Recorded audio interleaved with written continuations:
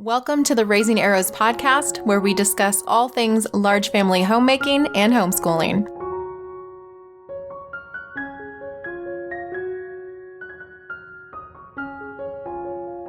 Hello, friends. Welcome to the Raising Arrows podcast. I'm Amy Roberts from raisingarrows.net, and this is episode number 141, Homemaking with a Purpose. Today, I'm going to be sharing my heart with you and some things that the Lord has been teaching me over the past, 6 months or so.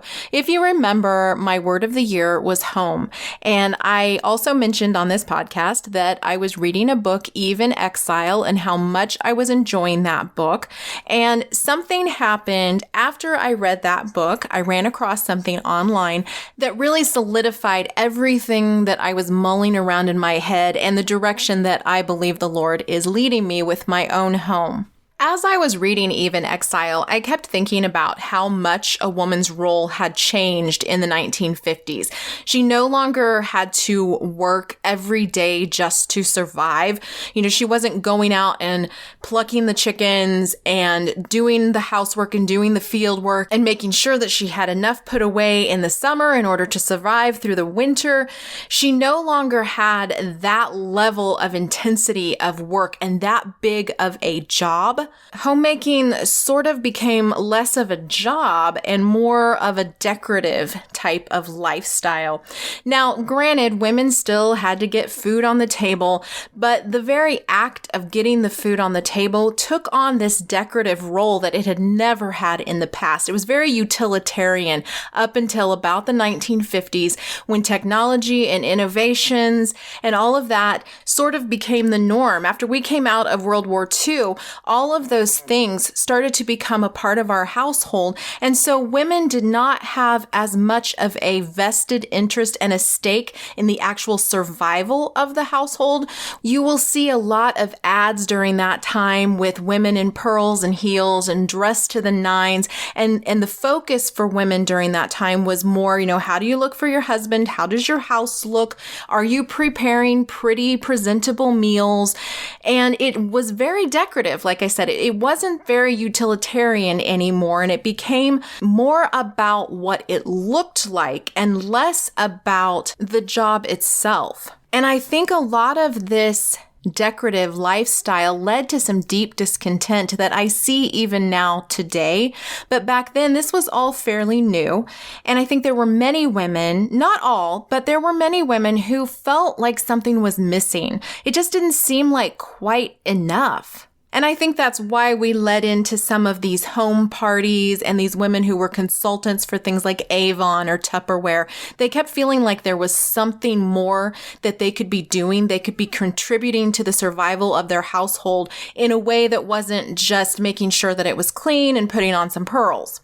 And as stated in Eve in Exile, you see that discontent from the 1950s bleeding over into the 60s and 70s with the feminist revolution and things very much changing and the word home becoming a 4-letter word and something very distasteful and something worth disdain instead of being the epicenter of the family and something that was important, and women with an important role in the home being a homemaker was no longer a thing. It was more what you could do outside of the home. And we continue to see that. How often are we just a wee bit embarrassed to say that we're stay-at-home moms or we're homemakers?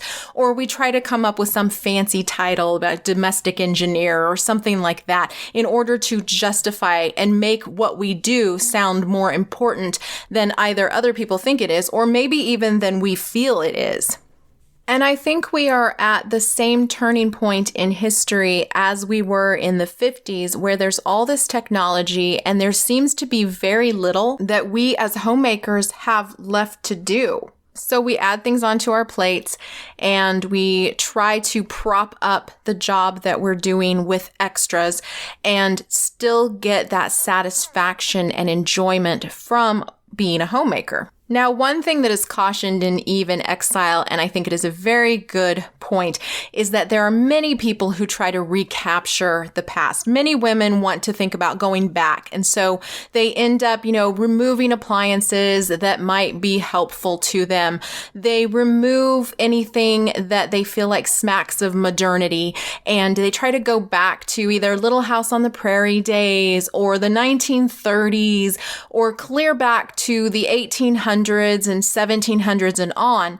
They are trying to recapture what felt like a simpler and more important time for a woman. However, that is not a good idea for a variety of reasons. One big one being that the Lord put you in this era. He did not put you back there, and there were plenty of problems for women back in those days as well. We just had a little bit more work to do back then, but there were still issues that we don't have so much now and we don't want to have. But we are in a very interesting place in history, and that is where God placed us. And so I truly believe that we are at a place of revival, and that revival is going to start in the home, and it's going to start with you and your homemaking with a purpose. And that's what leads me to what we're going to be talking about today. It all started with some graphics that I ran across on Facebook that a friend of mine had posted, and I did not know who this lady was. I have since found out that she is on Instagram more than she's on Facebook. She has a blog called My Beautiful Mess, but her presence is more on Instagram. And on Instagram, she's known as Mrs. Mary Lentz. She posted a series of graphics that start with the statement, "Ladies, we are thinking of our homes all wrong."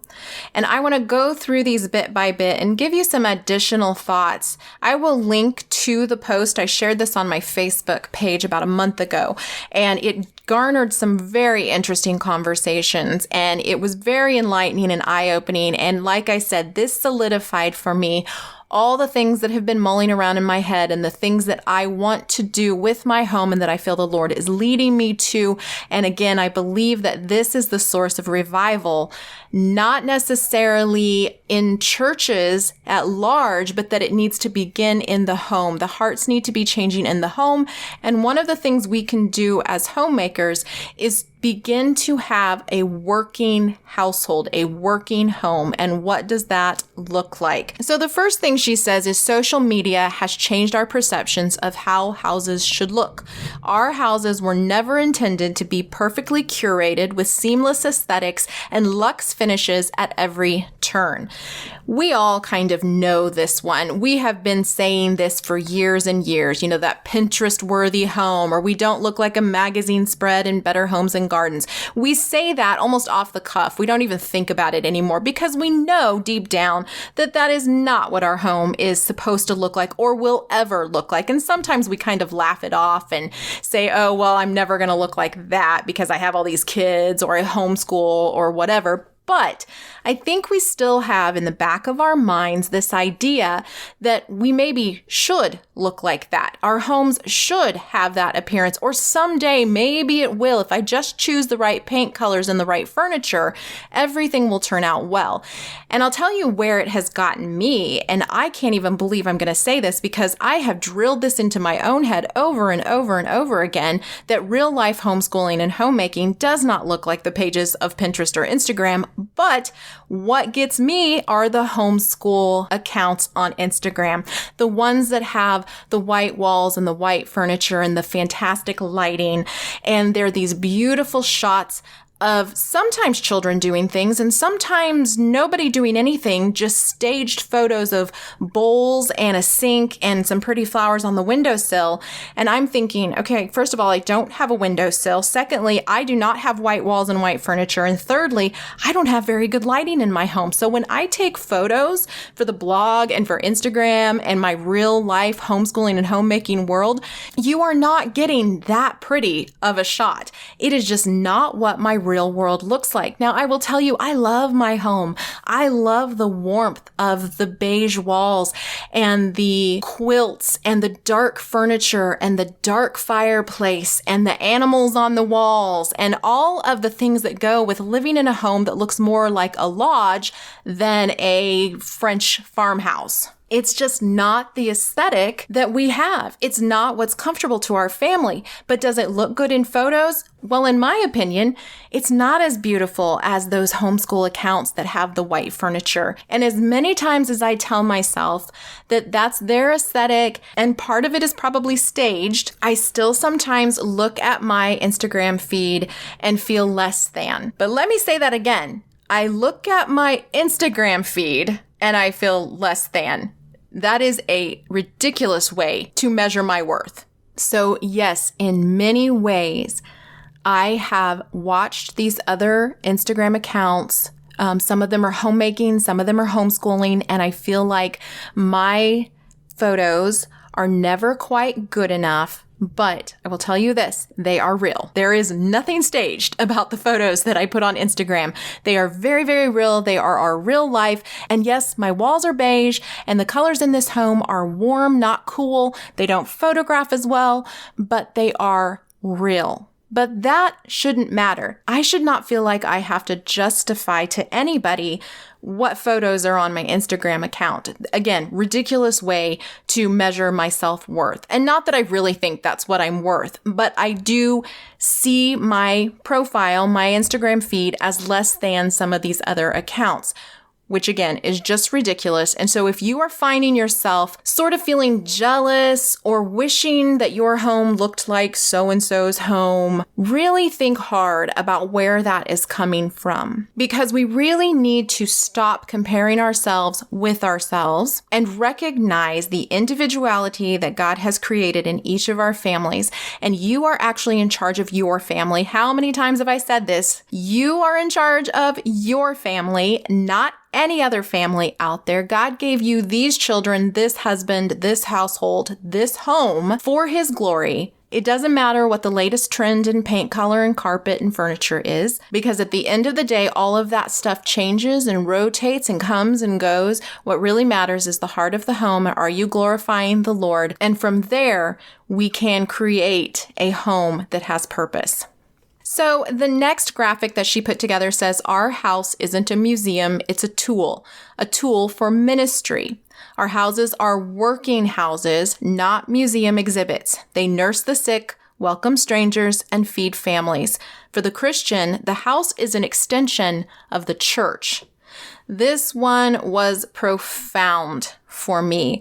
I know good and well my house is not a museum, other than the fact that I do have a lot of dead animals on the wall, so it looks a little bit like Cabela's or some sort of natural history museum, but it's not really a museum. It's a tool. It's a tool for ministry. It's an extension of the church. It is a working home, and I have to have my home in working order. It has to be put together. I have to be managing it in a way that makes it work effectively.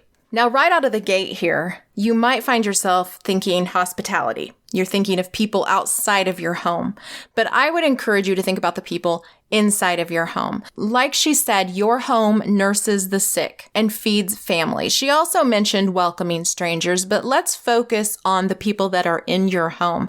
Is your home working for the people who are in your home? Forget about what it looks like to somebody from the outside. You need to think about who's on the inside of your home. Who are you ministering to? Who are you nourishing within your home? And that completely changes the way we see our homes, doesn't it? So if you're homeschooling, you don't want to hide all of that stuff away all the time and then have to pull it all out every single day. You want to have it readily and easily accessible every single day. That's a working home. It's a homeschooling home, and it needs to be effective and efficient in that job. Think about what your husband does. Is your home an effective counterpart to the job that your husband has? Is his stuff in a place that is easily accessible for him? Let's say he has a job where he comes home incredibly dirty every single day.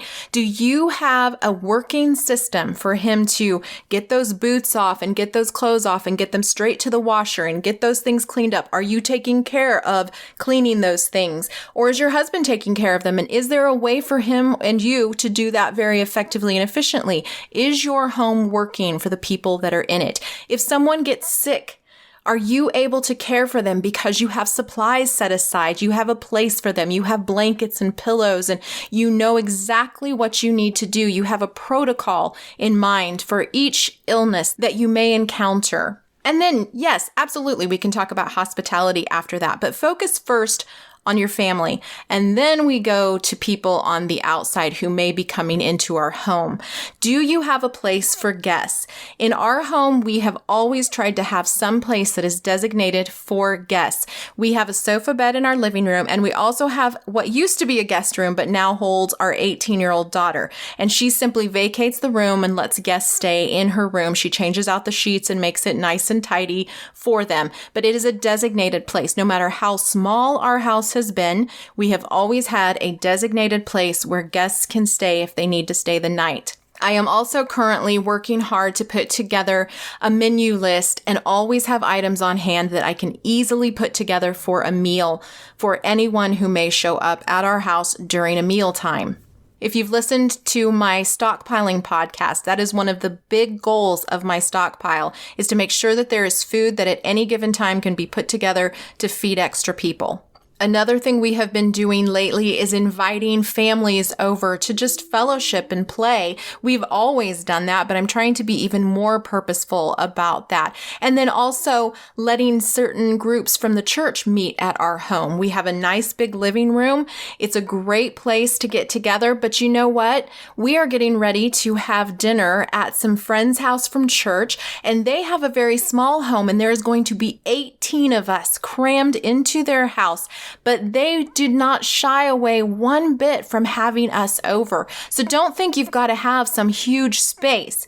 Just consider what you need to do in order to make your home a working home, no matter how many people are coming into your home. Don't worry about it being perfect. The heart of the home matters. Your openness and willingness to serve the people within your home, and then extend that, if you're able to, beyond your home. Now, I will be the first one to tell you that your immediate mission is your family, and that if all you can do right now is take care of your family, don't have extra people over. Don't try to add anything to your plate until you are effectively serving those within your own home. But I can tell you, you will be incredibly blessed by having other people in your home and sharing your life with them. Try not to isolate yourself simply because you don't feel like you have it all together. That is not what God is asking of you. He is not asking you to look like you've got it all put together. In fact, in some ways, that is very discouraging to other people who are struggling, to feel like so-and-so has it all together and I don't. Think about serving others in a real, tangible, messy way, and get in there and do it, and start with your family. And when you are able, bring in other people. Okay, the next graphic she has says, a house with happy children will have a few toys on the floor. A few. She obviously does not have as many kids as I have. It's not a few, it's a lot. A kitchen that provides home-cooked meals will have dishes in the sink and food on the counters. Amen to that. Houses that are lived in will look, well, lived in. Your house is a working home. You do feed people, right? Okay, so there's probably going to be food and dishes. You do homeschool people, right? Okay, so there's probably going to be books and papers and pencils and crayons and all those kinds of things somewhere in your home. And yes, you can reset all that stuff. We do it every single week on Friday. We reset the household, but that doesn't mean that by 2:00 that same afternoon, it hasn't been unset in some degree, and we reset it again. But it is very obvious that we homeschool, from the maps on the walls and the presidents hanging on the walls and all kinds of things that we have laying out. It's very obvious we homeschool because it's a working home. It's very obvious I have children because there are toys. It's very obvious that I feed the children because there's food in the refrigerator and food on the counters and dishes. Always, always dishes. I am so happy when there's no dishes, and then I kid you not, 5 seconds later, there's a dish. We are constantly eating and playing and talking. It is a working home. It is not a showcase. It's not like my kitchen was put behind glass to show what a 2023 kitchen looks like in a museum. This is a real, live, working kitchen. Think about working farms or working museums where you see the people actually doing things. My husband used to participate in a living history museum from time to time, and there was a blacksmith there, and he had stuff all over the place, and he had real horses in there with real horse manure, and all kinds of things were going on in that museum because it was a living history museum. It was real life. It wasn't just a museum where you looked at things behind glass. So consider your home like that. This is living history, living heritage. Okay, the next graphic says we should aim to have beautiful homes, but the world defines a beautiful home based on aesthetics and cosmetics. That is like a whitewashed tomb. Ooh. As a Christian, a beautiful home has everything to do with love and service within. Don't let discontentment stop you from opening your home for hospitality. Okay, I just talked about this. Do not feel discontent with the way that your home looks and runs. Just keep working at home. And then step out in faith and invite somebody over. And please, ladies, don't apologize for what your house looks like. There is nothing that will more quickly undo the joy of hospitality than apologizing for your hospitality. If the person didn't want to come over, they wouldn't have come over. And most likely they don't care what your house looks like. Don't apologize for it. Invite them in with open arms and have a little confidence in who you are in Christ and the fact that you have a working home. In fact, it may encourage them to invite someone into their home because maybe they've been feeling like their home isn't good enough to have someone over. But the very fact that you embraced them into your home with open arms is maybe just the bit of encouragement they need. The next graphic says you will have a lot more peace in this life when you understand and accept that your house is meant to work and doesn't have to be Insta-worthy to be hospitable. Your house is for serving the Lord and serving others. Amen and amen. So put your house to work. Don't wait for special occasions to use your nice things. Don't fret about the laundry pile if someone shows up unannounced. Dirty the counters with a home-cooked meal. Let your children play with their toys. So I want to stop here for just a second. I love the part about don't wait for special occasions to use your nice things. I want to tell you the tale of 3 sets of dishes. The first set of dishes is my wedding china. We have rarely gotten my wedding china out. And I keep thinking none of my children will want my wedding china because they won't even know where it came from. Nobody ever ate on it. Nobody ever touched it. Nobody ever saw it.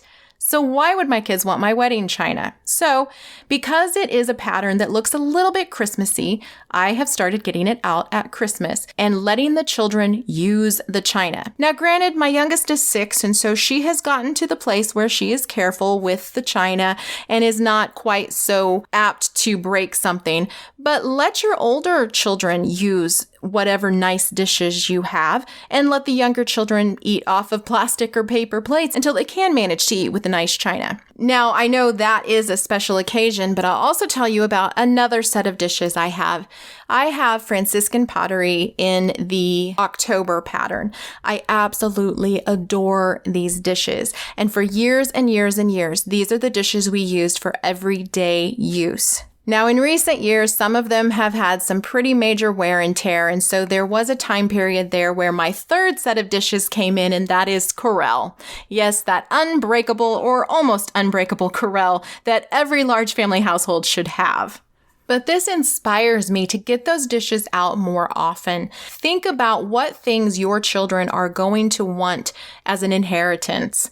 Are they going to want things that you've kept packed away and rarely take them out? Or are they going to want even the broken pieces of something that was used every single day because it blesses them with a memory of a happy household? Just a little something to think about. She goes on to say, enjoy your house, ladies. No amount of shiplap, boho decor, or black fixtures will ever compare to the beauty of using your house to serve the Lord. I encourage you not to let the perfection you see on social media affect your contentment nor make you self-conscious. A working house is the fruit of your hands. Keep a tidy house, yes, but use your home for fellowship and ministry. Mortify personal vanity that keeps you from glorifying the Lord in your home. Now, if you want to dig deeper into some of these concepts, I have a book that I wrote years ago called Creating a Peaceful Home. It takes you step by step through creating a home that is peaceful and God-honoring. You can check that out at raisingarrows.net/store, or I will have it linked down in the description. I would love to hear any of your thoughts that you have on this topic of homemaking with a purpose, having a working home, a home that serves others and reaches out. I think this is a very, very important topic, especially for this day and age. We are so fractured, so divided. Our children need a safe haven. Our husbands need a safe haven. We need a safe haven, and that safe haven is our home. It is a home where we are free to be ourselves, where we are free to worship the Lord, where we are free to be a family. Thank you so much for joining me this week on the Raising Arrows podcast, and I will see you next time.